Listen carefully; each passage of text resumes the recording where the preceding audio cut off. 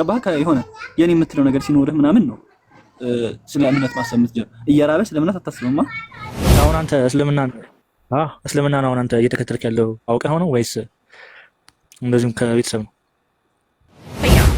ማቴዎስ ወንጌልን ማቴዎስ እንደጻፈው ማስረጃ እንፈልጋለን። ማቴዎስ ሐዋርያ ነው ቢል ራሱ ጥናቶች እንደሚያሳዩት የኢየሱስ ተከታዮች ሐዋርያቶች ኢሊትሬት ነበሩ፣ የተማሩ አልነበሩ። ኢቭን የተማሩና ሊትሬት ቢሆኑ ራሱ ግሪክን በዚህ በረቀቀ ደረጃ የመጻፍ እውቀት አልነበራቸው። አይደለም። ኧረ በእናትህ ሚዩት አድርግ። በቃ ሁሌ እኔ ሳወራ ችግር አለባቸው ወንዶቹ ታውቂያለሽ። አይደለም አውሪጂ አንደኛ አሞኛል፣ መጨቃጨቅ አልፈልግም። ኩማሽታ አያስፈልግም። አሁን ከቲ 5 ደቂቃ ትሞግታለህ፣ ሀሳቤን ትሞግታለህ፣ እንደፈለጋት ታወራ። ይሄ ቤት ስንት ደቂቃ ነው? በደቂቃ ነው የምናወራው ወይንስ አይደለም? እስካሁን እኔ እኮ አልነበርኩም። እኔ እኮ ቅድም መጣሁ 30 ታይም ስጭኝ። እሺ ስጨርስ ታይም ስጭኝ።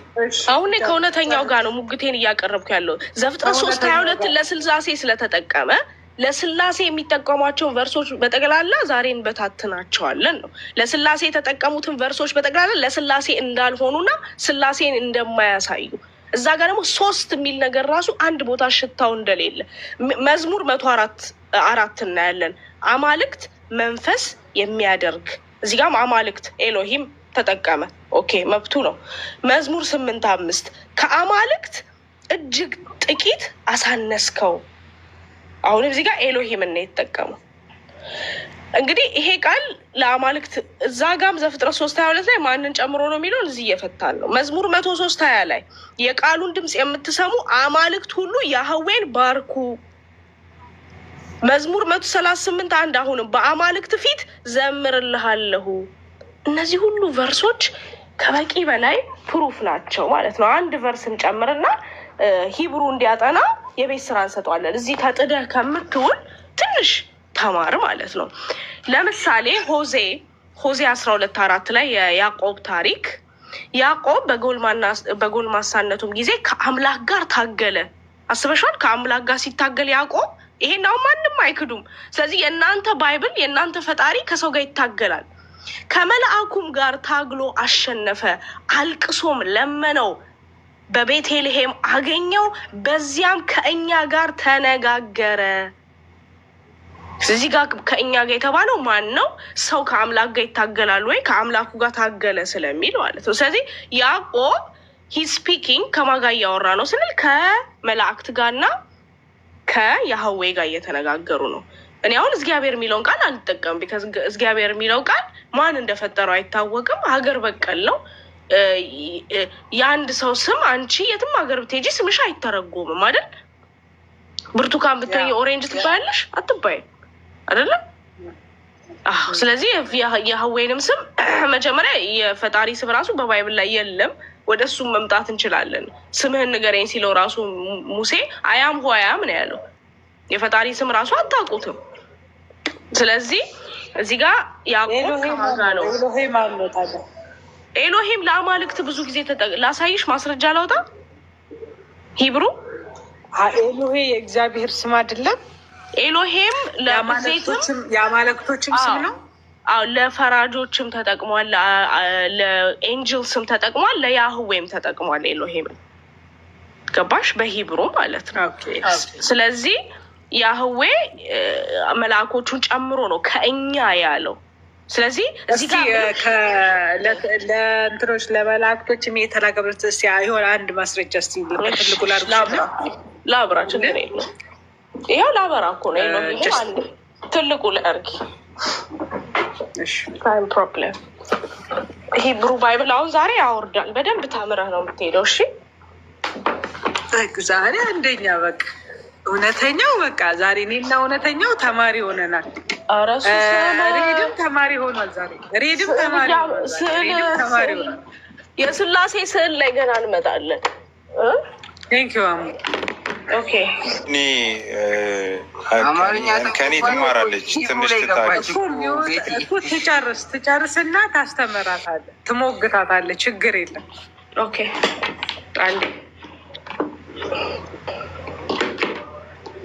አንዴ ቻርጀር ቤቷ ባይብል ብቻ ነው። ምንድን ስንት ባይብል አለ? ራሱ በባይብል ብዛት እኮ አበድን። እዚህ ጋር ኒው ቴስትመንት አለን ከመዝሙርና እኔ ራሱ መጨለሌ ነው። እሺ ኦኬ ልከፍት ነው። ኦኬ አሁን ልታዩ ነው ማስረጃዎቻችን ማለት ነው። እዚህ ጋር ዘፍጥረት 1:1 እከፍታለሁ። ዘፍጥረት 1:1 በመጀመሪያ እግዚአብሔር ሰማይና ምድርን ፈጠረ። እግዚአብሔር በሚለው ሂብሩ ምንድነው የተጠቀመው? ኢን ዘ ቢጊኒንግ ጋድ አይደል? ጋድ ለሚለው የገባው ኮድ H430 ነው። እዚህ ጋር ጋድ ወይም ጋድ ስለሚል ኦል ኢን ዘ ባይብል ኢን ሂብሩ 430 ኮድ ተሰጥቶታል። እነከዋለሁ። ይሄንን ኤሎሂም ይላል። ኤሎሂም is a plural of Elohim, gods in the ordinary sense, but specifically used in the plural, thus especially with the article of the supreme God, occasionally applied by the way of differences of two magistrates, and sometimes as a superlative ilna angels, exceeding God, gods, judges, ፈራጆች great ወይም mighty። ስለዚህ እነዚህ ቨርሶች መምጣት እንችላለን። ሪድ ሞር ማለት ትችላለሁ። ዘፍጥረት ራሱ አመጣልኝ። ራሴ ልግባ ነው ሆዜ 12:4 ከአምላክ ጋር ታገለ። ከአምላክ ጋር በማህፀኑ ወንድሙን በተረከዙ ያ ሰው በጎልማና ሰው ጊዜ ከአምላኩ ጋር ታገለ። እዚህ ጋር ቤተል he found him in Bethel, the angel. wait ቆይ መዝሙር ላይ ልግባ እንዴ።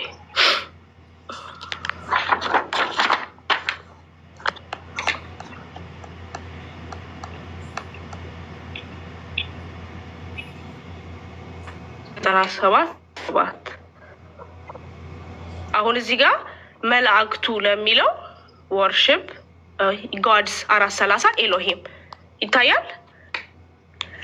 ለተቀረጸ ምስል የሚሰግዱ ሁሉ ለተቀረጸ ምስል የሚሰግዱ ሁሉ በጣዖቶቻቸውም የሚመኩ ይፈሩ፣ መላእክቱ ሁሉ ሰገዱለት። መላእክት ኮድ ኤሎሂም። እዚህ ጋር ቅድም ለያህዌ ለአንዳ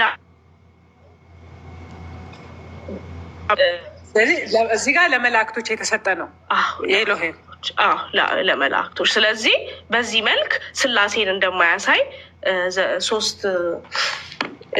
ዘፍጥረት 3:22 ጨርሰናል። ሌላም ማምጣት ይችላል። ኑረድንም ማምጣት ይችላል። የአብርሃሙ ስላሴንም ማምጣት ይችላል። የፈለገውን ማምጣት ይችላል። እንዳለ ስላሴን ያሳያል ቨርስ በጠቅላላ ማምጣት ይችላል። ኑረድንም ማምጣት ይችላል። ልቀጥል። እቺን ሁለት ቃል ተናግሬ ወደ ሬድ ብዙ ስላወራው ሬድ ይቀጥላል። በዚህ ጥቅስ ብቻ ዘጋለሁ። ይኸውልሽ ፈሪሳውያን ማቴዎስ 22:41 ላይ ፈሪሳውያን ተሰብስበው ሳለ ኢየሱስ ስለ ክርስቶስ ምን ይመስላችኋል? የማን ልጅ ነው ብሎ ጠየቃቸው ይላል። ኢየሱስ ጠየቀ። የዳዊት ልጅ ነው አሉት። ኦኬ እንደዛ ከሆነ እርሱ እንኪያ ዳዊት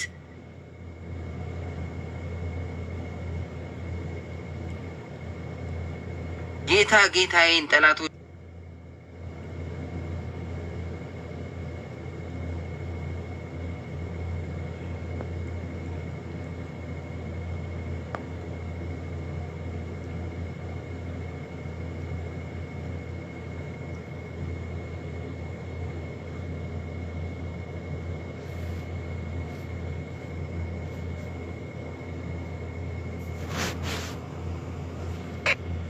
አይሁዶች የሚያስቡት አሁንም ድረስ ይሄ አሁን የ80 እኔ እጅ ላይ ያለውን የ1981 ልትም አይሁዶች ይቀበላሉ።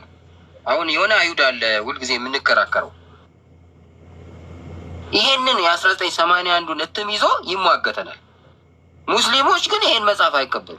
ሳይቀበሉ በባዶ ነው የሚሟገቱት፣ በቁርአን ብቻ ማለት ነው። አሁን ኢየሱስ ጠየቀ፣ ጌታ ጌታዬን የሚለው በመንፈስ ልጁ ከሆነ እንዴት ጌታ አለው? አላቸው። ዳዊት ጌታ ብሎ ከጠራው እንዴት ልጁ ይሆናል አላቸው። ምክንያቱም ፈጣሪ ልጁ ሊሆን አይችልም። ስለዚህ ምን አሉ ይላል፣ አንድም ቃል እንኳን ሊመልሱለት ዘንድ የተቻለው የለም። ከዚያን ቀን ጀምሮ ወደፊትም ማንም ሊጠይቀው አልደፈረም ይላል። ምን ማለት ነው? አባቴ ጌታ ነው፣ እኔም ጌታ ነኝ። አባቴ እኔን በቀኜ አስቀመጠኝ ብሎ ኢየሱስ ዳዊት የተናገረውን ጠቅሶ እኔም ጌታ ነኝ፣ አባቴም ጌታ ነው፣ መንፈስ ቅዱስም ጌታ ነው፣ ሶስት ጌቶች በአንድ ዙፋን ላይ ያለን፣ በአንድ ልብ መካሪ፣ በአንድ ቃል ተናጋሪ፣ በአንድ ሕይወት ነዋሪ ስለሆንን አንድ ጌታ ነን ብሎ አስተምሮናል። ለምሳሌ መልስ መመለስ እችላለሁ እሱ ለተናገረው ጃኒ? አዎ ጨርሰሃል ወንድሜ። ኦኬ የእኔ መልስ ምን መሰለህ? the first thing በጣም ብዙ ሊቆች እንዳስቀመጡት የባይብል ስኮላሮች ኤግዛክትሊ ኮት ራሱ ማድረግ እችላለሁ የተባለውን ማለት ነው። አሁን ይሄንን አልቀበልም ይሰማል። ይሄንን አልቀበልም ካለ እሱ የተቆራረጠ ስለሆነ ታብታብ አድርጉልን ፕሊስ። እዚህ ጋር 380 ምናምን ሰው አለ። ታብታብ አድርጉ ፕሊስ፣ ኔትወርክ እንዲሰራ ነው። ሼር ኮፕሊንግ አድርጉ። እውነተኛው ይቆራረጣል አይደል?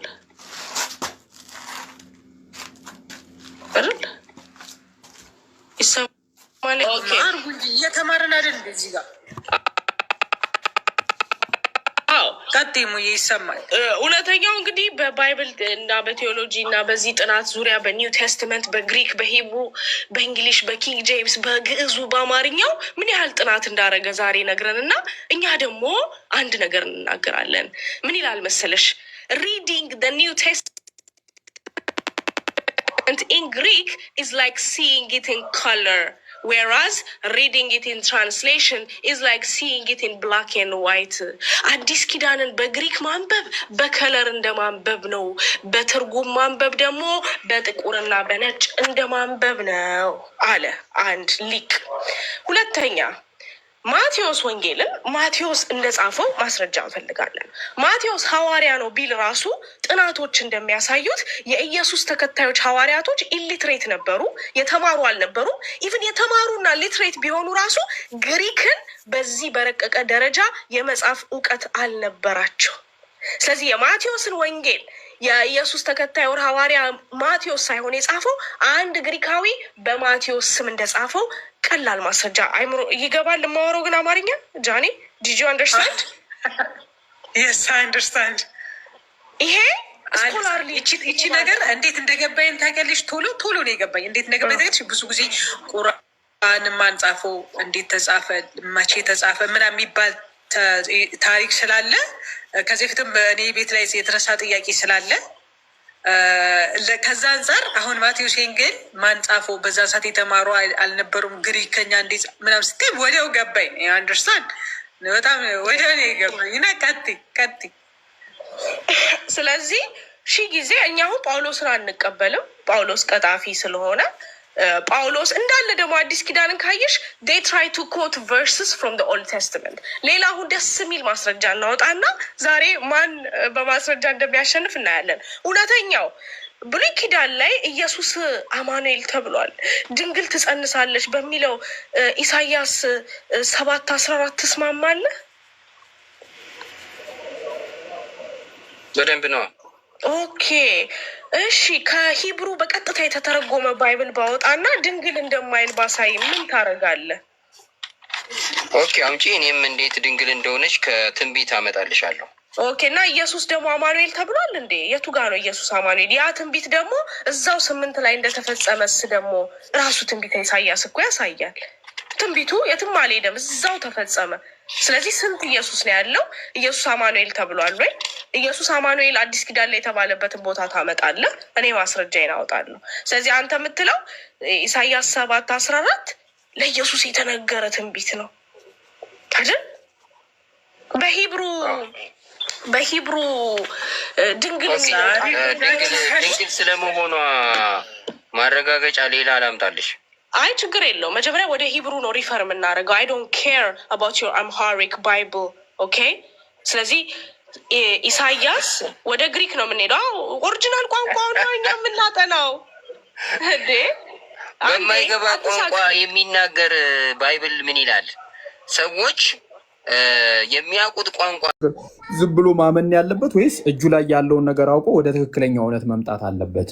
ያንን ትክክለኛ እውነት ማመን አለበት የሚለውን ነገር ጠየቁ። ይሄ ነገር ደግሞ ያስፈለገው አንድ ሰው ገሃነም አለ ብሎ የሚያምን ከሆነ ገባ ካለ እቀጣለሁ ብሎ የሚያስብ ከሆነ ይህንን ነገር የምታምን ከሆነ ለምትራመደው እርምጃና ለምትሄደው መንገድ በጣም ሴንሲቲቭ ስለምትሆን በጣም ሪዝን ትፈልጋለህ። ገባ ያልኩት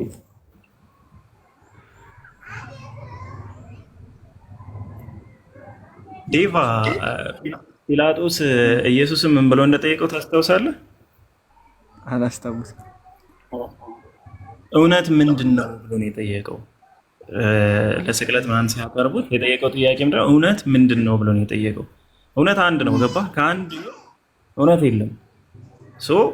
እኔ እንጃ የሆነ አሁን እንዳልኩ ቅጣት አለብኝ ብሎ የሚያስብ ሰው አንደኛ እዚህ ሁሉ ኔጌቲቭ ነገሮች ውስጥ ሊገባ አይችልም ምናምን። ሁለተኛ ደግሞ የያዝነው እምነት እንኳን ሜይ ቢ ከቤተሰብ እንኳን አግኝተነው ቢሆን አይዲዮሎጂ አመለካከታችንን ምናምን ከቤተሰብ እንኳን አግኝተነው ከሆነ ያ ያገኘነው ነገር ትክክል ነው አይደለም ብሎ ደግሞ የመፈተሽ ሜይ ቢ በፈጣሪ በኩል የኛ ኃላፊነት ሊሆን ይችላል። የኛ ኃላፊነት ሊሆን ይችላል ምናምን እና አሁን እንደጠየቅኩ ምናምን እንዳነሳኸው ይሄ ሁሉ ግራ መጋባት ውስጥ እያለ እንደው አምላክ ዝም ብሎ የሚተወን ይመስልሃል ዴቫ? ያማ እንዴት ዝም ብሎ ይተውናል? ብቻ የሆነ ፈተናዎች ይበዛሉ፣ ግን የሆነ መንገድ አለ። አዎ ምናልባት መልእክት ምናምን እየሰጠን ቢሆን ያልተረዳናቸው መልእክቶች ምናልባት በዙሪያችን ያሉ ምናምን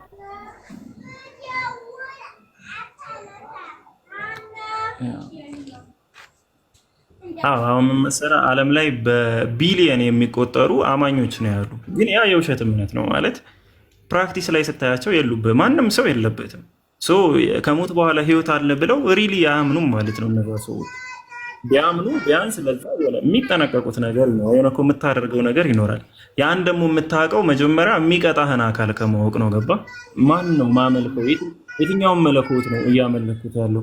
ሜይ ቢ ሂንዱይዝም ላይ የተነገረው ነገር እውነት ቢሆንስ፣ እስልምና ላይ ያለው እውነት ቢሆንስ፣ ወይም ፕሮቴስታንቶች የሚሄዱበት መንገድ ትክክል ቢሆን፣ ኦርቶዶክሶች የሚሄዱበት ትክክል ቢሆንስ ምናምን እንደዚህ ብለህ አስበህ አታውቅም? ወይም ለማየት ሞክረህ አታውቅም? ምንድን ነው የኔ የሚለየው ምናምን ነገር ብለህ? አይ እንደዛ እንኳን አይቻልም። ያ ግን ማየት የለብኝም ብለህ ታስባለህ? ያማ ጊዜው ሲደርስ ያው ወጣት ስትሆን ይሄ ሁሉ ውስጥ ገባ ወጣ ምናምን ያ ይከብዳል። አሁን የራስን ህይወት ነው የምትኖረው። ገባህ? እኔም ገባህ የሆነ የኔ የምትለው ነገር ሲኖርህ ምናምን ነው ስለ እምነት ማሰብ የምትጀምር። እየራበህ ስለ እምነት አታስብማ።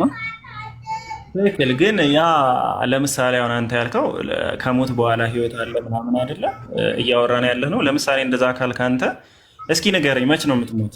ንገረኝ እስኪ ይህን ፓርት መች ስንት ጊዜ እንደቀረህ ንገረኝ። ያው እሱን እንኳን አላውቅም፣ ግን የሚያጓደኛል መች እንደሚሞት የሚያጓደኛል። እሱ ጋር ነበር የማገናኛችሁ። መች እንደሚሞት ያውቃል። አሪፍ ጀለስ ነው ያለህ። ግን የምር ምን ልልህ መሰለህ፣ አሁን አንተ መች እንደምትሞት ማታውቅ ከሆነ ሜይ ቢ ከኔ እየሰማሁ ያለው ድምፅ የመጨረሻ ቀንህ ቢሆንስ? አሁን እያወራህ ያለው የመጨረሻ ላይቭህስ ቢሆን?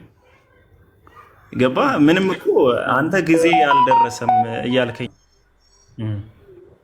ኢቭን አሁን አዳምና ሔዋን ዕፀ በለሱን ከበሉ በኋላ ነው እንደዛ ይሁን ይባላል አለ። ለምን ፍለጋህን ከሱ አትጀምር የሚባል አዎ፣ ገብቶሃል ወይ እሱ ሀሳብ? ያው በስሱ እኔ እንኳን እንደዚህ አይነት ማንበብ ላይ ምናምን ብዙ አይደለም። አዎ አሁን እንዴት መሰለህ ሞት ያለበት ሰው ምናምን የሚባል አባባል አለና በቃ እንደዚህ የሆነ ነገር አሁን ቀጠሮ አለብህ ምናምን ብትባል እንዴት እንደምትዘገጃጅ ምናምን መቼም ታውቀዋለህ አይደል? ለቀጠሮ በተለይ ደግሞ ተቃራኒ ጾታ ከሆነች ልጅቱ ማለት ነው። አሁንም ራሱ ቀጠሮ ሳይኖርብህ አይቀርም ፏ ብለህ ነው ብቅ ያልከው። ብቻ እንደዛ ሲባል ምናምን ነገር የምን ቀጠሮ የምትዘጋጀው ዝግጅት ምናምን አለ እና መሄጃህን የማታውቅበት ቀጠሮ ከሆነ ለምሳሌ አሁን ልትሄድ ትችላለህ፣ ትንሽ ቆይተህ ልትሄድ ትችላለህ። ይህን ነገር የማታውቅበት ቀጠሮ ከሆነ እንዴት ነው አይከብድም አለመዘጋጀት? ብቻ የማይሆን ነገር እያሳሰባችሁ ነው አሁን ያለሁበት ቦታው ማለት ነው። ኧረ እኔ ስልጋኔ ላላወራሁም አትፍራ። ኧረ አይደለም ቦታው ምናምን ሳይሆን መቼ እንደምሞት አላውቅም። ኢቨን አሁን ሀገራችን ሰላም አይደለችም። እሱን ነው የምልህ። ስለዚህ አሁን ላይ ሰው የሆነ ስፒሪቹዋል ነገሩ መብዛት የለበትም ብለህ ታስባለህ? ያ እኮ ነው ባይዘው የኛ ይህን ርዕስ እንድናነሳ ያደረገን የሀገራችንም ሁኔታ ነው። መቼ እንደምንሞት ስለማናውቀው እንዴ ለማናውቀው ነገር አሁን ብንሞትስ አሁን የሆነ እኮ መዘጋጀት አለብን ብለን አስበን እስኪ ሶሻል ሚዲያ ላይ ያሉ ሰዎች ስለ ስፒሪቹዋል ስለ መንፈሳዊ ህይወት ምንድን ነው የሚያስቡት? የምር የሚኖሩት ናቸው ወይስ እንዲሁ ዝም ብሎ በስም የሚወሰዱት ነው? አሁን ለምሳሌ አንድ ነገር ልንገርህና ምን ይላል መሰለህ? ለአንተም በእርሱ እውቀት የሌለህን ነገር አትከተል አለ። ለምን ሲባል ማያ፣ መስሚያ፣ ልብ እነዚህ ሁሉ በምትሰራው ስራ ተጠያቂ ናቸው ይላል። ለአንተ በዛ እውቀት የሌለህን ነገር የምትከተል ከሆነ ፈልገህ የምታየው ነገር ትጠየቅበታለህ፣ ፈልገህ ለምትሰማው ነገር ትጠየቅበታለህ። እንደገና ደግሞ ፈልገህ ለምታስባቸው አእምሮ ላይ ለምታስባቸው ሀሳቦች ትጠየቅበታለህ ማለት ነው። ስለዚህ ለነዚህ ተጠያቂ የምትሆን ከሆነ ከሞት በኋላ ባለው ህይወት ለነዚህ ነገሮች ተጠያቂ የምትሆን ከሆነ እንዴ ለምንድን ነው ማወቅ የማይቀድመው?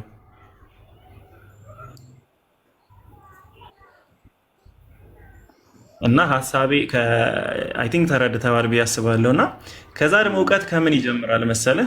የእውቀት ሁሉ መጀመሪያው ያው እግዚአብሔርን መፍራት ነው ምናምን፣ የጥበብ ሁሉ መጀመሪያው ይባላል። የምትፈራውን አካልስ ታውቀዋለህ ወይ በትክክል? እንግዲህ የጥበብ መጀመሪያው ማለት የሆነ አይቼው ምናምን ሳይሆን አምኜ ነው። እምነት እስከሆነ ድረስ አሁን አንተ ምን አለኝ ነው የምትለው? እምነት አለኝ ነው። ማንኛውም ፐርሰን አሁን እዚህ ጋር መጥቶ እምነት ምንድን ነው ልትለው የምትችለው? ወይ ደግሞ እምነት አለኝ አምኜ ነው እንጂ ይሄ አይቼ ወይ ደግሞ እዚህ ጋር መጥቶ እጄን ይዞኝ ዴቭ እንደዚህ ነው ምናምን ብሎኝ መቼም ነው ብለህ አታስብማ። አዎ ከሱና ከነገርኩህ ጥቅስ ግን የትኛው ሞር ሎጂካል ነው ብለህ ታስባለህ? ለምሳሌ ለአንተም በእርሱ እውቀት የሌለህን ነገር አትከተል፣ ምክንያቱም ሲባል ማያ፣ መስሚያ፣ ልብ እነዚህ ሁሉ ከሚሰሩ ስራ ተጠያቂዎች ናቸው የሚለው ነው ሞር ሴንስ የሚሰጥህ? ወይ ዝም ብለህ ባመንክበት ወይም ቤተሰብ በሰጠህ ተከተልና ከሞት በኋላ ስትነሳ የምታገኘውን አምላክ አታውቀውም? ለምሳሌ አንድ ጥያቄ ልጠይቅህ። ለምሳሌ አንተ አንድ አምላክ እያመለክ ሶስቱ ነው ብታገኛቸው ወይ አራቱ ነው ብታገኛቸው ከሞት በኋላ እንግዲህ አታውቅም እኮ ገባ? ከአራቱም ውስጥ ደግሞ ያ የምታመልከው አንድ አምላክ ባይኖርስ? ያን እንግዲህ ስንሄድ አንድ ላይ እናየዋለን። ከአሁኑ ፍለጋ አይ አይደለም። እንዴት መሰለህ የምንጀምረው ባይዘዌ ማለት ነው። እኔ በማውቀው ነገር በአንድ ነገር አምናለሁ። አምላክ እሱን እየፈለገ የሚሞትን ሰው ይቀጠዋል ብዬ አላምንም። ገባ?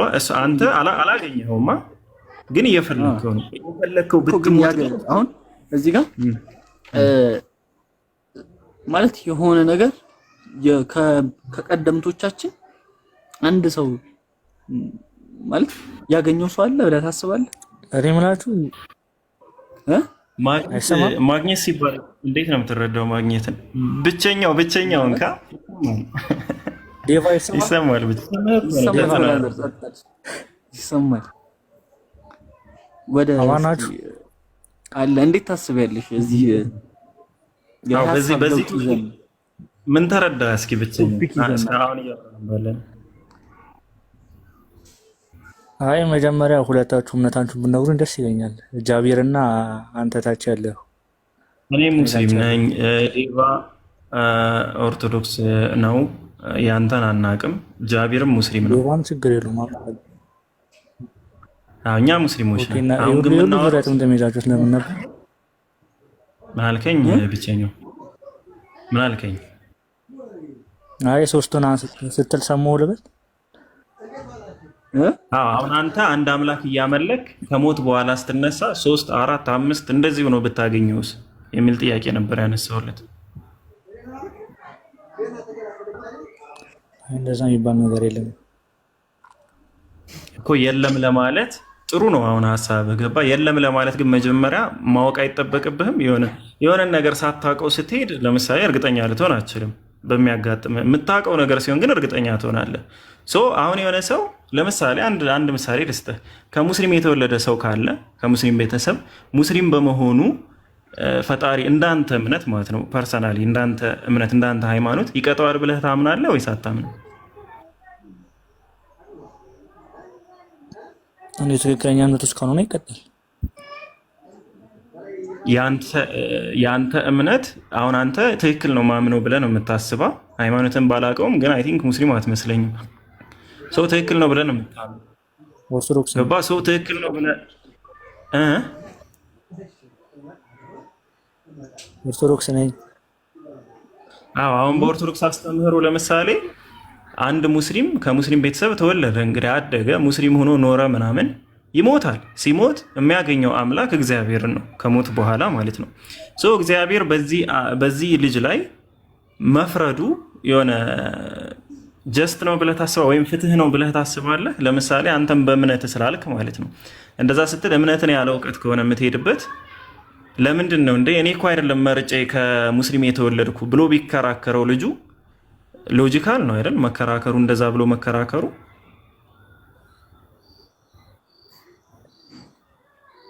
ማለት አሁን ትቀጣለህ ሲባል እኔ እኮ እኔ ፈልጌ አይደለም ከሙስሊም የተወለድኩት አንተ ነህ ከሙስሊም እንድወለድ ያደረግከኝ፣ አንተን እንዳምንህ ደግሞ ምንም የሰጠኸኝ ምልክት የለም ብሎ ቢናገር እና የምርም የሰጠው ምልክት ከሌለ ተጠያቂ አይሆንም ልጁ።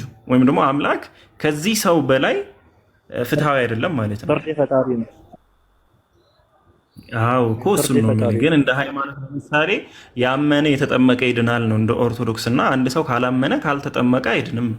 አሁን እኔም በእስልምና ብትጠይቀኝ ኦርቶዶክሶች ከሞቱ በኋላ ምንድነው ይሄ ገነት ነው የሚገቡት ወይስ ገሃነም ብትለኝ አንድ ሰው ከእስልምና ውጭ ያለ ሰው በሙሉ ጀነት አይገባም እልሃለሁ። ይሄ የኔ እምነት ነው። ገባ? በአንተ እምነት ደግሞ እንደዛው ነው። ከኦርቶዶክስ ውጭ ያለ በሙሉ ገነት አይገባም ነው የምትለኝ። አንተ እንደዚህ ብለህ ለምታምነው ነገር የሆነ ማወቅ የለብህም ማለት አውቀህ አይደለም መቀበል ያለብህ፣ ስለተወለድክበት ነው መቀበል ያለብህ።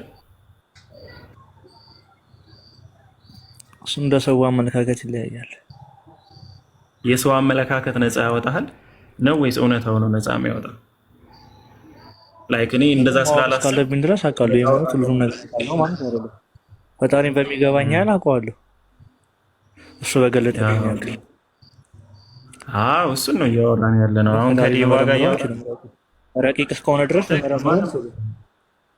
ማንም አይመረምረውም። ትክክል። አሁን ከዲባ ጋር እያወራን ያለ ነው መሰለህ። አንተ የተገለጠልህ ነገር አለ። ለምሳሌ አንተ ማለት ነው በተገለጠልኝ ልክ ስላልክ የተገለጠልህ ነገር አለ።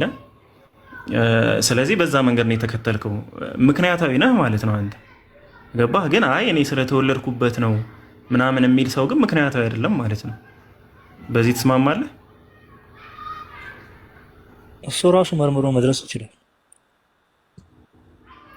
አዎ እኮ። ስለዚህ አንተ ለምሳሌ የተገለጠልህን ነገር ለሌላ ሰው የማሳወቅ ግዴታ አልጣለብኝም አምላክ ብለህ ታስባለህ? ለምሳሌ ሂዱና አሕዛብን ሁሉ በስሜ እያጠመቃችሁ ደቀ መዛሙርት ያድርጓቸው ይላል። አሁን ይህ ትእዛዝ ነው ኦልሬዲ ማለት ነው። አንተ የተገለጠልህ እውነት ያመንክበትን መንገድ ለሌላው አካል መናገር የለብህም ወይም ደግሞ ባለመናገርህ ያንን ነገር እጠየቃለሁ ብለህ አታስብም? ያው እኔ ወይ መምህር ወይ ሰባኪ አይደለም። ከኔ በላይ የሚያስተምሩ ብዙ እውቀት ያላቸው ሰዎች አሉ። አክቹሊ ሀሳብ ለማካፈል መምህርም ሰባኪም መሆን ሰው ይጠበቅበታል ብዬ አላምንም። ለምሳሌ እኔ ፐርሰናሊ እኔም ብትወስድ 8 ዓመት ምናምን በላይ አግኖስቲክ ሁኜ ቆይቻለሁ። አምላክ ሊኖርም ላይኖርም ይችላል አላቅም በሚል ማለት ነው። ግን አንዳንድ ሰው የሚያውቀውን ለማስረዳት የሚከብደው ማስረዳት ማይችል ሰው አለ። ትክክል። እሱማ የሰው ሁሉ እንትን እኮ ይለያያል። አንዳንዱ ሰው በአርት ነገሮች ላይ በጣም ተሰጥኦ ይኖረዋል። ሌላኛው ሰው ደግሞ መመልከት ላይ እውቀት ሊኖረው ይችላል። ለምሳሌ እንዴት ልበል መሰለህ፣ አሁን ፊልም ተዋናዩ የትወና እውቀት አለው፣ ዳይሬክተሩ ደግሞ ያንን ተዋናይ የመቆጣጠር እውቀት ይኖረዋል፣ እንዴት መተወን እንዳለበት ምናምን። ሰው የሰው ሁሉ ተሰጥኦ ይለያያል። ትክክል ነው። ግን አምላክ እኔ አሁን እንደኔ ብትጠይቀኝ ለሁሉም ሰው የሚሆን ነገር ሰጥቷል ብዬ አምናለሁ። ለሁሉም ሰው የሚሆን ነገር ለምሳሌ አሁን አንተን አንድ ጥያቄ ልጠይቅህ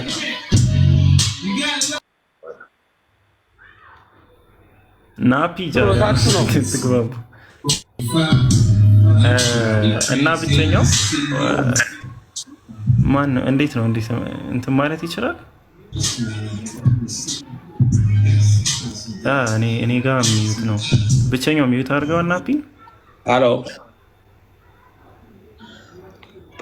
ምን ውስጥ ነው የገባሁት? ብቸኛው አለ ወጣው አድርገዋል።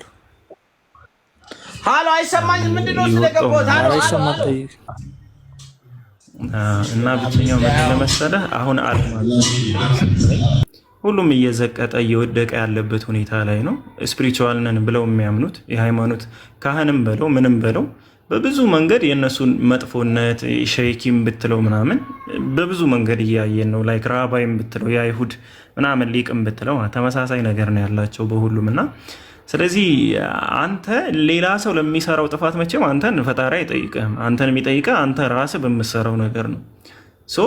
እስኪ አስበውና ማለት ነው እንዲሁ አስበውና አንተ እየተከተልክ ያለኸው አምላክ ትክክለኛ ባይሆን ብለህ አስብ። ኢፍ እውነተኛው አምላክ ሌላ ቦታ ቢኖርና ያ እውነተኛው አምላክ ደግሞ እንድታውቀው የተለያዩ ጥረቶችን እያደረገ ከሆነ እንድታውቀው ብዙ ምልክቶችን እየሰጠህ ከሆነ ያንን ምልክት ባለመቀበልህ አንተ ትጠየቃለህ ወይስ አትጠየቅም? ብቸኛው ቢጠይቅህ ምክንያታዊ ነው ወይስ አይደለም? ምን አልከኝ? ክሬተር ማለት ነው። አሁን ፈጣሪ ለምሳሌ አንተ የምትከተለው አንተ የምትከተለው አምላክ አለ ወይም ደግሞ የምትከተለው የምታመልከው ለማለት ነው። እና ያ ባይሆንና እውነተኛው አምላክ ወይም ያንን አምላክ ኖርማሊ ደራሲዎች ሰዎች ቢሆኑ እውነተኛው አምላክ ደግሞ የራሱ ድርሰት ቢኖረው እሱ ራሱን ያስተዋወቀበት መንገድ ቢኖረው ያንን መንገድ ደግሞ በተደጋጋሚ ለምሳሌ እንድታነብ የሆነ አእምሮህ ላይ ጥያቄ በመፍጠር እንዴት እንዲህ ይሆናል ብለህ ሪሊጅን ላይ ባሉ ነገሮች ጥያቄ በመፍጠር እንድታውቅ እየገፋፋህ ከሆነ አንተ ያንን ግፊት ባለመስማትህ ከሞት በኋላ ስትነሳ እውነተኛውን አምላክ ብታገኘው ያንተ ፌክ ቢሆን የመጠየቅ መብት አለው ወይስ የለውም? ቢጠይቅህ ሎጂካል ነው ወይስ አይደለም? ለምን አላመለከኝም ብለህ መጀመሪያ እንደዚህ እንዳስብ ያደረገኝ መንፈስ ትክክለኛ መንፈስ ነው ወይስ ሐሰተኛ መንፈስ ነው? መንፈሱን ሁሉ መርምሩ ስለሚል እሱ መጀመሪያ ማጣራት አይቀድም? መንፈስ መሆኑን አሁን በምን እርግጠኛ ትሆናለህ? ለምሳሌ ማንኛውም ሰው አእምሮ አለው አይደል? አእምሮ ማለት ምርጫ ነው። በቃ የሆነ ነገር ትመርጣለህ። የምትመርጠው ግን በራስህ ሀሳብ ውሳኔ ነው። ያንን ነገር ስታስብ ሎጂካል ነው። ማሰብህ እኮ ምንም ችግር የለውም። እርኩስ መንፈስም ማሳሰብህ ቅዱስ መንፈስ ማሳሰብህ ኖርማል ነው። ችግሩ ግን ምንድነው? እውቀት ሲኖርህ ያንን የመለየት አቅም አለህ። ገባህ? ኦኬ ይህን ነገር እያሳሰበኝ ያለው ማን ነው የሚለውን ነገር ትለያለህ። እውቀት ከሌለህ ግን ያንን ነገር መለየት አችልም። እኔም እኮ ያልኩ ያለሁት መሰለህ መጀመሪያ ከዚህ ሁሉ ነገር ማወቅ አይቀድምም ወይ ይሆናል። ለምሳሌ ኢየሱስ ክርስቶስ ሲናገር ምን አለ መሰለህ? ሐሰተኛ ነቢያትና ሐሰተኛ ክርስቶሶች ይመጣሉ፣ ቢቻላቸውስ የተመረጡትን እንኳ እስኪያስክዱ ድረስ በተአምራትና በድንቆች ይመጡባችኋል ብሎ ተናግሯል። ሐሰተኛ የሚባል ነገር አለ ማለት ነው። ነገር ግን የእውነት መንፈስ በመጣ ጊዜ ስለ እውነት ሁሉ ይነግራችኋል ምናምን ብሎ ለእኔ ካለኝ ሁሉ ይነግራችኋል ይላል። አንተ ሐሰተኛውና እውነተኛው የምትለይበትን መንገድ አለ ማለት ነው። ይህን ጥቅስ አሁን ታምንበታለህ አንተ? ሀሳቡን አምንበታለሁ። ለምን አላምንበት? ሀሳቡን ስለምቀበለው እኮ የምጠቅስልህ። ማልቀበለው ቢሆን ሀሳቡን እኮ መሐመድ እውነተኛ ነቢይ መሆኑ ታዲያ በምን አወቅ? ሐሰተኛ ነቢይ ቢሆን መሐመድ ሐሰተኛ ነቢይ ቢሆንስ? እሱ እኮ ነው አሁን ትልቁ አሁንም እያስረዳው ያለሁት ምን መሰለህ? መለኮት ብለን እያመለክን ያለ ነው እውነተኛ መለኮት ባይሆንስ? እና እውነተኛው መለኮት ደግሞ ትክክለኛ ጥሪዎችን እያቀረበልን ቢሆንስ? ለምንድን ነው መጀመሪያ የሆነ ከቤት ጀምረን ከዛ በኋላ ወደ ውጭ ማንወጣ ነው? አሁን አንተም የሆነ የኔንይ የእንትናንይ ምናምን ሳይሆን ሪል ገብቶን ነው ወይ የምንከተለው? አሁን እንደዚህ ምናምን እንትን ለማለት አይደለም። እሺ የሆነ ለመጨቃጨቅ ምናምን ሳይሆን አክቹዋሊ ቲክቶክ ላይ በስተዋል ጭቅጭቅ እና እንደዛ አይደለም። ኖ በጥያቄ አይደለም። ጥያቄ በጣም አሪፍ ፐርፌክት ጠየቅ እኮ ፐርፌክት ጥያቄ ነው ጠየቅ። እኔም እያልኩ ያለሁት ሁላችን መጠየቅ አለብን ነው። ገባ? ውስጣችን መጠየቅ አለብን። ከአምላክ ብንጀምር አምላክ እንድናምነው ምንድን ነው የሰጠን ነገር የሚለውን ነገር መጠየቅ አለብን። ዝም ብለን መከተል የለብንም የትኛውንም አምላክ። ነብይ ብለን የተቀበልናቸው ሰዎች ስለነሱ ምን እናውቃለን? ገባ? አሁን አንተ እንዳልከው ማለት ነው። ስለነሱ ምን እናውቃለን? እውነተኛ ነብይ ነው ብለን እንድንቀበል ምን የምናውቀው ነገር አለ? ለምሳሌ ሐዋርያት አሁን ሐዋርያትን እንጠቅሳለን። በአንተ እምነት በእኛ ነቢዩ መሐመድ ሰለላሁ ዐለይሂ ወሰለም እንጠቅሳለን። ከነቢዩ መሐመድ አልፈን ሰሃባዎችን እንጠቅሳለን፣ ባልደረቦቻቸውን ማለት ነው። ስለነዛ ምን እናውቃለን? ማወቅ የለብንም ወይ? አሁን እኔ የዛሬው ትልቁ ሀሳቤ ያ ነው። ሁላችን ማወቅ አለብን። ለምን ማያ መስሚያ አለብን። እነዚህ ሁሉ በምንሰራው ስራ ተጠያቂዎች ስለሚሆኑ በኋላ ላይ። ስለዚህ ሐዋርያቶች ለምሳሌ አሁን 4 ወንጌሎችን ምናምን ማን ናቸው? የት ነው የተወለዱት? እንዴት ነው ክርስትናን የተቀበሉት ወይም ኢየሱስ ክርስቶስን የተቀበሉት? አባታቸው ምን አይነት ስራ ላይ ነበረ? ቤተሰቦቻቸው በምንድን ነው የሚታወቁት? ምናምን ነቢያችን ሰለላሁ ዐለይሂ ወሰለምና ሰሃቦችን ስትጠቅስም እንደዚህ ወደ እስልምና ስትመጣ እነማን ናቸው እነዚህ ሰዎች? ለምንድን ነው የምንቀበላቸው? ሙስሊሞች ለምንድን ነው የሚከተሏቸው? እውነት አላቸው ወይስ የላቸውም? የሆነ በጭፍን ነው ሰው መመራት ያለበት ወይስ በእውቀት ነው? ገባ? እነዚህን ነገሮች ካየህ ከዛ መጀመሪያ ከመለኮት ትጀምራለህ። ከአምላክ አምላክ እኔ እንዳመልከው ምን የሰጠኝ ነገር አለ? ለምሳሌ ሙሴን ጥቀስ። በቃ ያለፉ ነቢያቶችን በኖህ ጊዜ የተከሰተው ነገር ይታወቃል። በሎጥ ጊዜ አብርሃም፣ ሙሴ ምናምን ሙሴ ለምሳሌ ኤልያስ፣ ኤልሳ እነዚህ አሁን ተአምራትን የሰሩ ናቸው። ሙሴ ባህሩን ከፍሏል። ለዛ ህዝብ አሁን ያ ተአምር ነው፣ ከአምላኩ የተሰጠው ተአምር ነው። ህዝቡ እንዲያምን እንዲቀበለው እንዲከተለው እና የእስራኤልን አምላክ እንዲያመልክ ማለት ነው። ያ የተሰጠው ተአምር ነው። ታዲያ ለአንተስ አምላክ ለምንድን ነው ተአምር ማይሰጥህ? ከሰጠህስ ምን አይነት ተአምር ነው የሰጠህ? ያንስ እንዴት ነው የምታውቀው? ማለት ያንን አምላክ ካልሆነ እኮ መከራከር ትችላለህ። እንዴ ምን አሳየህኝ ብትለው ምንድን ነው የሚሆን ምላሹ? ምንም ያልሰጠህ ነገር ካለ በየዘመናቱ ተአምራትን ሰጥቶ አንተ ላይ ሲመጣ ግን ምንም የሰጠኝ ነገር የለም ካልክ እንዴ ምንድን ነው? ታሪክ ነው ማለት ነው እየተቀበልን ያለ ነው። ሁላችንም ከ1000 ዓመት በፊት የነበረ ታሪክ ነው እየተቀበልን ያለ ነው። በታሪክ ነው እያመንን ያለ ነው። ታሪክ እኮ የኢትዮጵያን ታሪክ ማየት በቂ ነው። ታሪክ ግማሹ እውነት ነው ብሎ ያሰበውን ይጽፋል፣ ሌላኛው እውነት ነው ብሎ ያሰበውን ይጽፋል። ገባ? አሁን ስለ ግራኝ አህመድ ግማሹ ነፃ አውጪ ብሎ ይጽፋል፣ ግማሹ ደግሞ ወራሪ ብሎ ይጽፋል። ይሄ በቃ ታሪክ ነው። ስለ ነቢያቶችስ የሰማ ነው። ታሪክ ላለመሆኑ ምንድን ነው መረጃችን? እንዴት ነው እንድንቀበለው የሚያደርገና የዛሬ ፍሬ ሀሳባችን ብቸኛው ይሄ ነው። የሆነ ስንከተል ሙስሊሞችም ቢሆኑ የሆነ ሲከተሉ እንዲከተሉ የሚያደርግ ነገር አሁን እኔ ፐርሰናሊ ብዙ ነገሮች አሉ። ለምሳሌ ትንቢቶች አሉ። ነቢያችን ሰለላሁ ዐለይሂ ወሰለም ወይም ነቢዩ መሐመድ ከ1000 ዓመት በፊት የተናገሯቸው ትንቢቶች ኤግዛክት የተፈጸሙ ትንቢቶች አሉ። የእሳቸው የህይወት ታሪክ አለ። አሁን ስለኔ ስለጠየቅኝ እንዳምንበት ያደረገኝ ተአምራቶች አሉ። ተአምራት ስልህ በዛ ጊዜ ጨረቃ ለሁለት ከፈሉ፣ ከጣታቸው ውሃ ፈለቁ ምናምን አይደለም። እንደዛ አይደለም። ያ ታሪክ ነው። እኔ እንዳልኩ ታሪክ ነው። የሙሴም ታሪክ ነው። ነቢዩ መሐመድ እንደዚህ አይነት ተአምር ሰሩ። በጊዜው ላሉ ሰዎች ነው ምልክት የሚሆነው፣ ለእኔ አይደለም። ለአንተም አይሆንም። ለአንተም የሚሆን ምልክት አለ፣ ለእኔ የሚሆን ምልክቶች አሉ፣ ተአምራቶች አሉ።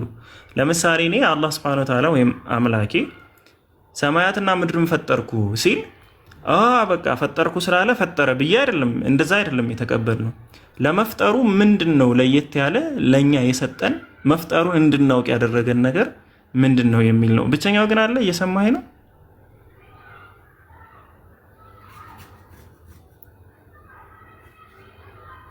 ብቸኛው አለ። ይሰማል አለው።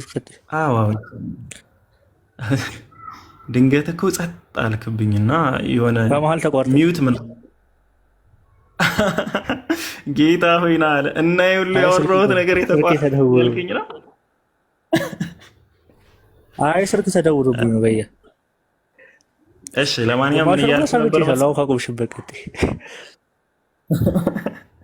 እሺ ምን እያልኩ ነበር መሰለህ? አምላክ ሰማያትና ምድርን ፈጠርኩ ወይም ደግሞ አላህ ሱብሓነሁ ወተዓላ በ6 ቀናቶች ሰማያትንና ምድርን በ6 ቀናት ፈጠረ ይላል አላህ በቁርአን ላይ። በመጽሐፍ ቅዱስ ደግሞ በመጀመሪያ እግዚአብሔር ሰማይና ምድርን ፈጠረ ብሎ ይጀምራል። ግን ለመፍጠሩ ምንድን ነው እኛ ልናውቅበት የምንችለው ነገር? በቃ ይሄማ እኮ በየትኛውም የሃይማኖት መጽሐፍ አለ ነው። ታዲያ ከሞት በኋላ ባለ ህይወት ላይ የምንጠየቅ ከሆነ የመጀመሪያ አምላካችንን ማወቅስ የለብንም ወይ? ሁለተኛ አምላካችን ስለኛ የሚሆን ነገር አይሰጠንም ወይ? ለምሳሌ እኔ አሁን ባይብል ላይ ከፍቼ የሆነ ታሪክ ባነብልህ ኖ አረ እኔን አልቀበለውም ትለኛለህ። እኔ ግን እቀበለዋለሁ። ግን የምንቀበልበት መንገድ ይለያያል። አሁን ለምሳሌ አንድ ጥያቄ ልጠይቅህ ብቸኛው ካለ ጠይቀኛል። አሁን ለምሳሌ ምን መሰለህ፣ በብሉይ ኪዳን ዘመን የካህን ልጅ ዝሙት ከፈጸመች እሱን የካህን ልጅ ተውና እናትና አባቱን የሚሳደብ በድንጋይ ተወግሮ ይገደል ይላል። ይሄ ህግ ያውን ያለ በኦሪት ነው፣ በብሉይ ኪዳን ዘመን ማለት ነው። አሁን አንተ አሁን ላይ ቁመህ ያንን የተናገረውን ህግ ጀጅ ማድረግ ትችላለህ? ትክክል ነው ትክክል አይደለም ማለት ትችላለህ? መብቶ አለ? አሁን ላይ ቁመህ በዚህ ዘመን አመለካከት ላይ ሆነ እሱ የብሉይ ኪዳን ህግ ነው፣ የሙሴ ህግ ነው። አዎ ስለዚህ የሙሴ ህግ ነው ማለት ትክክል። አሁን የሙሴ ህግ ነው ማለት ምን ማለት መሰለህ? በጊዜው ለነበረ ሰው ነው የሚያገለግል ማለት።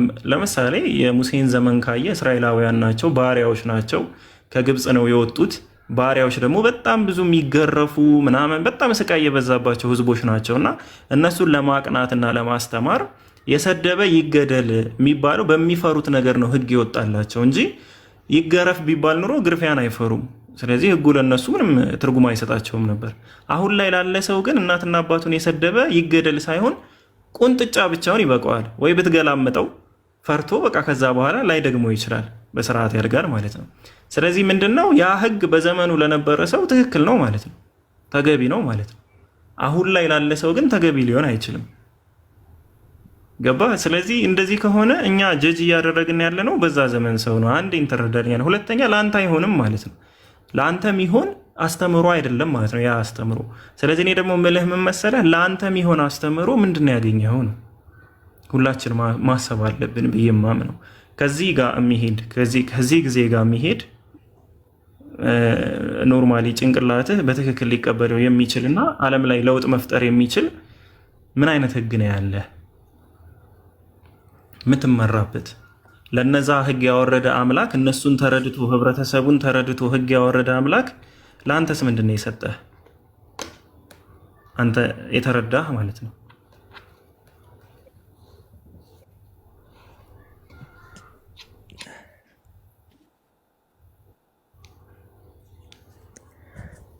አሁን ላይ የብሉይ ኪዳን ህግ አይሰራም። አሁን ላይ ግን የአዲስ ኪዳን አለ። በአዲስ ኪዳን ነው የምንተዳደረው ሁላችንም ክርስቲያኖች እና አዲስ ኪዳን በሚመራን መንገድ ነው የምንሄደው።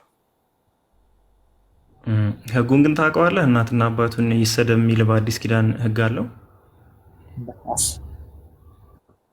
እኔ እንዳላነበብኩት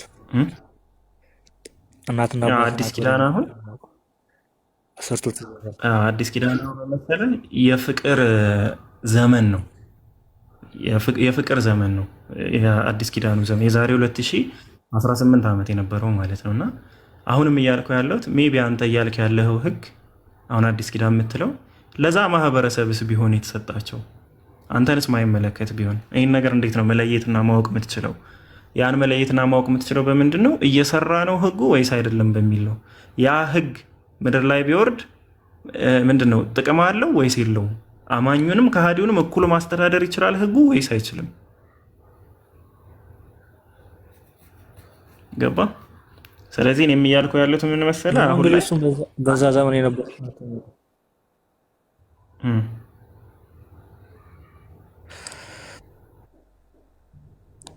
ቀጥ ያቋረጥኩሽ።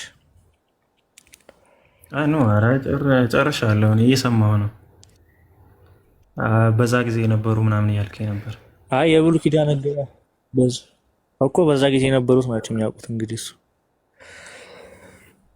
አሁን ደግሞ የብሉይ ኪዳን በአሁኑ ሰዓት ለአዲስ ኪዳን ጥላ ነው እንጂ አዲስ ኪዳን ላይ ያሉ ህጎችስ አዲስ ኪዳን ያሉ ህጎች አሁን ብዙ ህጎች አሉ ባይዘው ስለነዛ ህጎች ማውራት አልፈለኩም አዲስ ኪዳን ላይ ማለት ነው። ግን እነዛ ህጎች አሁን የፍቅር ጊዜ የሚባለው ለምሳሌ አሁን አንተ የሆነ ሰው ጥፋት ቢያጠፋ ለምሳሌ ቀኝህን ሲመታ ግራህን ስጠው የሚል ህግ አለ።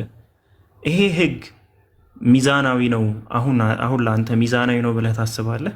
ወይም ደግሞ ዓለም ላይ ይህ ህግ ቢጸድቅ ይሄ ህግ ለውጥ ይፈጠራል ወይ ብለህ ታስባለህ? ሌባ ዛሬ ሰርቆ ዝም ስትለው ነገ ይደግመሃል እንጂ ምንም እንትን የሚለው ነገር የለም። ለዛ ነው ነቢያቶችንም ተአምራቶችንም ስናይ ጊዜውን ያማከለ ነገር ጋር ካየን አንተ ምን ኩዌሽን ታደርጋለህ? አሁን እኔ ላለሁበት ዘመን የሚሆነኝ ነገር ምንድን ነው የተሰጠኝ? እንዳምንበትስ የሚያደርግ ምን አይነት ኃይል አለው? አሁን የሙሴ ጊዜ ሰዎች በትርን ወደ እባብ ሲቀየር አይተውታል። በቃ ያ ለነሱ የሚያሳምን ነው። የእኛ ጊዜ ሰው ደግሞ ሜቢ የኢንፎርሜሽን የእውቀት ጊዜ ሊሆን ይችላል አሁን ያለንበት ጊዜ። ስለዚህ በእውቀት ነው የምናገኘው ማለት ነው አምላካችንን ወይም ደግሞ የምናውቀው። ለዛስ ምን አይነት እውቀቶችን ሰጥቶናል ማለት እኛን ሊያስገርም ልናምንበት ልንቀበለው የምንችል ጊዜውን የቀደመ በአሁኑ ዘመን ተአምር የለም ማለት አይደለም። ተአምር ግን ትርጉም አጥቷል። እንዴት እንዳጣ ልንገርህ። የተአምር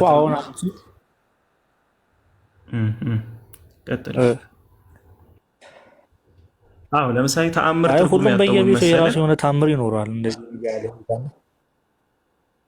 ለዛ እኮ ነው ተአምር ትርጉም አጧል ያልኩ። የተአምሩን አይነት አለማወቃችን ነው። ለምሳሌ ኢየሱስ ክርስቶስ የተናገረውን ቅድም ስልህ ምንድን ነው ሐሰተኛ ክርስቶሶችና ሐሰተኛ ነቢያት ይመጣሉ ብሎ አይደለም ያቆመ። ቢቻላቸውስ ይላል ቢቻላቸውስ እውነተኞችን እንኳ ማስካድ እስኪችሉ ድረስ በተአምራትና በምልክቶች ይመጡባቸዋል ነው። ስለዚህ ተአምር ለዚህ ዘመን ወይም ደግሞ ከዛ በኋላ ላለው ትውልድ ማመኛ ምልክት ሊሆን አይችልም ማለት ነው።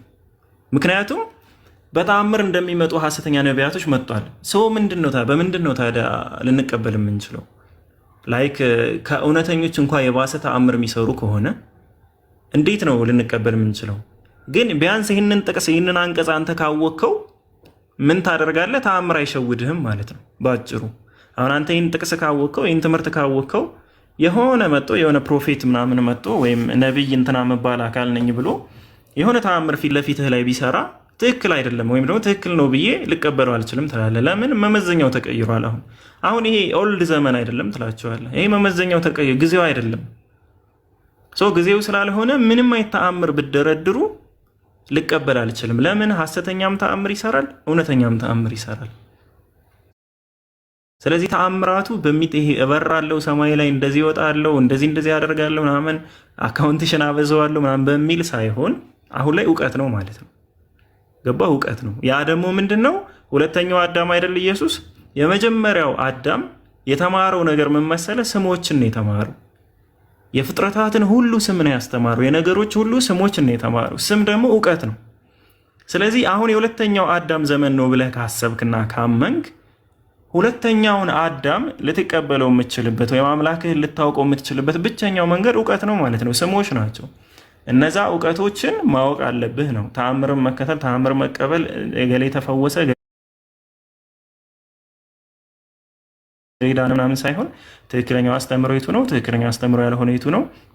እውነተኛው አምላክ ምን አይነት ባህሪ ነው ያለው? የምር እውነተኛው አምላክ የሆነ አለ አይደለ እንደ ሂንዶች እንደሚያምኑት ምናምን ነው ወይስ የለም? ወይስ አለ? ወይስ ሙስሊሞች እንደሚቀበሉት ነው? ይህን ነገር በሙሉ የምታውቅባቸው መንገዶች እውቀት ነው ማለት ነው። ሁሉን ነገር ጠቅልለህ የተአምራቱን ጉዳይ በሙሉ ገደል ትከተውና አሁን ላይ ያለው ተአምር እውቀት ነው ማለት ነው። ስለዚህ በእውቀት ራስን መገንባት ነው። ምንድን ነው በሱራ 17 ቁጥር 36 ላይ ቁርአን ላይ የሚናገረው ለአንተም በእርሱ እውቀት የሌለህን ነገር አትከተል። ለምን? የምታይበት አይን፣ የምትሰማበት ጆሮ፣ የምታስብበት ልብህ፣ አእምሮ በሚሰሩት ስራ ተጠያቂዎች ስለሚሆኑ፣ ስለዚህ እውቀት የሌለንን ነገር አንከተል ነው እስክናውቀው ድረስ። ያወቅነውን ደግሞ ትንሽም ትሆን እውነት ነች ብቻ ብለን ካመንበት ያንን ነገር መተግበር ነው። እንደዛ ሲሆን አምላክ በሱ ዙሪያ ላይ እየታገልክ ነው ማለት ነው። እውነተኛው መንገድ ላይ እንኳ ባትሆን ብትሞት መከራከሪያ ነጥብ አለ። ምን ብለህ ትከራከራለህ? እኔ እኮ አንተን እየፈለግኩ ነው የሞትኩ፣ አንተን ያላገኘኸኝ፣ ስለዚህ እኔ ተጠያቂ አልሆንም ነው። አልተገለጽክልኝም ማለት ትችላለህ። ያገኘሃትን እውነት ግን እየተቀበልክ ማለት ነው። ወይም ደግሞ የምትጀምረው ከምንድን ነው? መለኮት ማን ነው? ወይም ደግሞ አምላክ ምንድን ነው? የአምላክ ባህሪያቶች ምን ምን ናቸው? ትክክለኛው አምላክ የቱ ነው? ፈጠርኩ ስላለ ነው ወይስ ለመፍጠሩስ እኔ ሊያሳምን የሚችል እውቀት ነክ የሆነ ነገር ምን ሰጥቶኛል የሚለውን ነገር ስታይ ያኔ ሃይማኖቶች ላይ ያለው በሙሉ ቅርጫት ውስጥ ተከተውና እውነተኛውን ከዛ ቅርጫት መሀል ታወጣዋለህ ማለት ነው። ሁሉንም ሃይማኖት የሆነ መፈተሽ ምናምን አይጠበቅብህም። ዙርህን ታሳጥረዋለህ።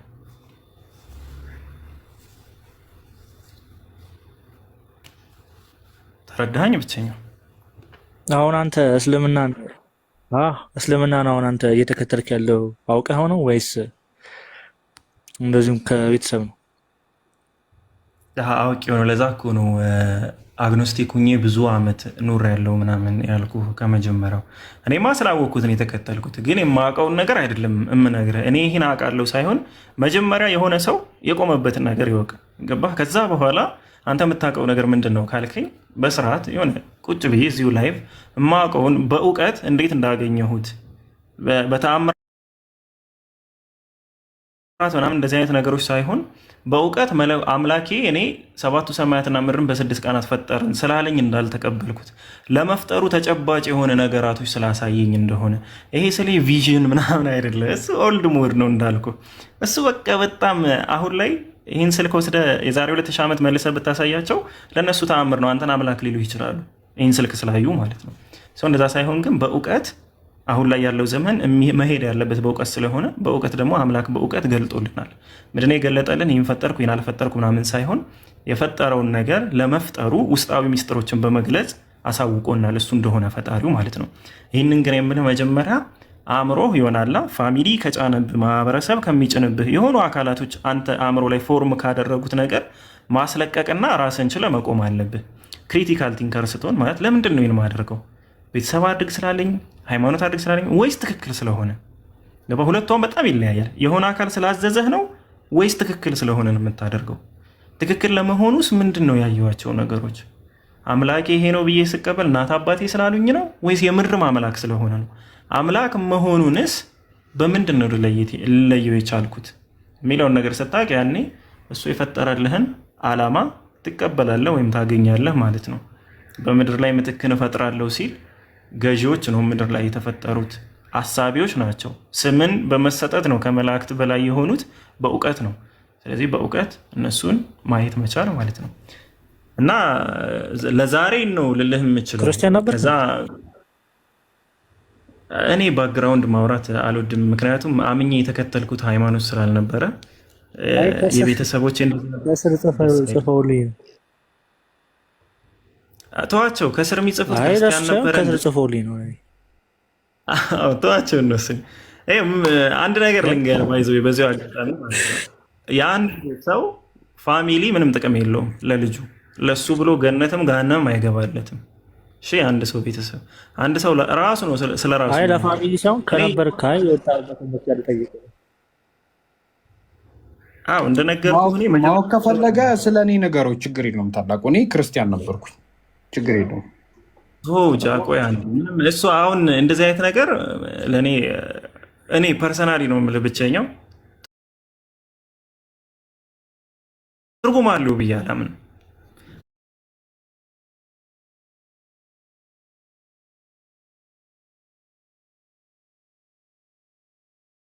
አሁንም የሆነን ሰው አይዲያ አንተ ውስጥ ማስገባት ነው የሚሆነው። እኔ አሁን መጀመሪያ ምንድነው የሆንኩት? ኖርማሊ ፍሪ ነው የሆንኩት። ገባ? ለምን የሚል ጥያቄ የኃጢአት ውርስ ለምን አዳም እንደዚህ የአዳም ታሪክ ላይ የሆነ እባቡ ሲገባ ለምን የሆኑ ነገሮች ሲመጡ ለምን እንደዚህ ሆነ? ምክንያቱ ምንድን ነው? ምክንያት ካለው በቃ ቢያንስ ከሃይማኖት አንድ ነገር ልንገር፣ 90%ቱን ማወቅ መቻል አለብህ፣ 10%ቱን ማመን አለብህ። ገባ? እምነት የሚባለው ነገር 10%ቱን እመን፣ 90%ቱን ግን የውርስ ኃጢአት ስትል የውርስ ኃጢአት ብሎ ታስተምራለች እንዴ? የውርስ ኃጢአት ምን አልከኝ? ብቸኛው ብላ ታስተምራለች እንዴ ቤተክርስቲያን? ስለ ኦርቶዶክስ ከሆነ የምትጠይቀኝ ኦርቶዶክስ የውርስ ኃጢአት ጋር በተገናኘ ሁለት አይነት እይታ አለ። አንደኛ ድቀተ ባህሪን የወረስን ማለትም አክቹዋል ሲን ወይም ራሱን ኃጢአቱን ሳይሆን የወረስን ድቀተ ባህሪ ነው። በኃጢአት ምክንያት የአዳም ባህሪ ደቋል ነው። ኃጢአትን የመፈለግ ዝንባሌ አለው የአዳም ባህሪ። ያ ደግሞ እኛ ከውድቀት በኋላ ካለው አዳም ስለተወለድን ያ ዝንባሌ እኛም ጋር አለ የሚል እምነት ያላቸው አሉ። ያ የኦርቶዶክስ አስተምሮ። ሌላኛው የኦርቶዶክስ አስተምሮ ደግሞ አክቹዋል ሲን ነው፣ ኃጢአት ራሱ የተወረሰ ነው ብለውም የሚያምኑ አሉ። ግን ይህንን ሁለቱም ላይ አንተ አእምሮህን ከተጠቀምክ ሁለቱም ላይ ጥያቄ አንስተህ ጥያቄ መጠየቅ ማቅረብ ምናምን እንደዚህ ትችላለህ። ካሳመነ ደግሞ ያሳመነህን የሆነ ፓርት ትቀበላለህ ነው። እንደ ኦርቶዶክስ ግን ከጠየቅከኝ ድቀተ ባህሪ ያለ ብለው ለሁለት ከፈልከው። አዎ ለሁለት ነው የሚከፈለው። ቲክቶክ ላይ ታጣቅም ዲቤት ስም አልጠራም፣ ብቻ በኦርቶዶክሶች መሀል አስተምሮ ላይ የውርስ ኃጢአት አለ ወይስ ደግሞ የለም ድቀተ ባህሪ ነው በሚል ልዩነቶች አሉና ብቻ አሁን ልዩነቶችን ተዋቸውና ሁለቱም ላይ ግን የትኛው ነው መጽሐፍ ቅዱሳዊ የሆነ? አንደኛ፣ ሁለተኛ እስልምና ላይ የውርስ ኃጢአት የሚባል ነገር የለም። ኃጢአት ማለት በነፃ ፈቃዱ የሆነ ሰው የሚሰራው ስራ ነው። በነፃ ፈቃዱ ለሰራው ነገር ደግሞ አንድ ሌላኛው አካል በነፃ ፈቃዱ ላልሰራው ተጠያቂ አይሆንም። ካልሆነ የሚጠየቀው ልጁ ሳይሆን የሚጠየቀው ፈጣሪው ነው። ለምን? ከዛ እንዲወለድ ያደረገው ፈጣሪው ነው። ገባ? ለምሳሌ የሆነ ታሪክ የሆኑ ማህበረሰቦች ጥፋት ቢያጠፉ እነሱ የሚወልዷቸው ልጆች በነዛ ማህበረሰቦች ምክንያት ብቻ አብረው ተቀጭ የሚሆኑ ከሆነ ያ ተጠያቂ የሚሆነው አምላክ እንጂ እነዛ ልጆች አይደሉም። ለምን? አምላክ ነው መርጦ የሆነን ሰው ከሆነ ሰው ላይ እንዲወለድ የሚያደርገው። በአምላክ ስራ ሰዎቹ ሊጠየቁ አይገባም ነው። ይሄ የኔ ፐርሰናል እምነትም ነው። እስልምና የሚያስተምረው ላይም ደግሞ ልክ እንደዚህ ተመሳሳይ የውርስ ኃጢአት ምናምን የለም። ግን ውርስ ኃጢአት ምናምን እሱ ረዥም ነው። ተውና እሱን መለኮት ላይ ብቻ መጀመሪያ አጥብብና ሀሳብህን ለምንድን ነው ማምነው፣ ለምንድን ነው እንድቀበለው ምክንያት የሆነ ስለዚህ